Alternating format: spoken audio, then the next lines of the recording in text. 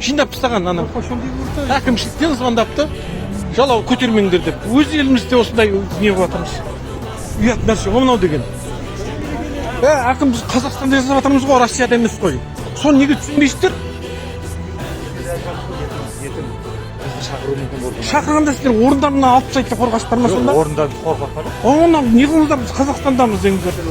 Жоқ, мәселені сонда болып тұр ғой енді. Жоқ, мына көтергенде мысалы өлеңді мен мысалы Россияға барып мен Қазақстан туын көтеріп жүрсем дұрыс ол. Ана жақтан давай закройте дейді. Как митинг сияқты дейді. Бұл митинг емес қой мысалы. Жалауды сондай немен түсініп жатыр да бұлар. Түсінбе, ол біледі. Бұны специально өздерінің саясатын құрып жатыр мына жерде. Бұл жамандық емес қой. Көтеріңдер, көтеріңдер. Үшінші жалауды маған беріңдер, мен ақ көтерейін, мен ақ қамап жіберсін. Бұл ұят нәрсе ғой ол деген.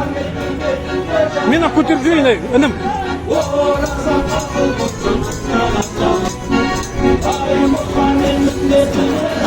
Көтер, көтере бер, не қыласың? Ашса не қыласың онда?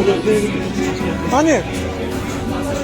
Оны сен өлеңін көтер, өз елімізде жүріп, өз жалауымызды көтере алмасақ.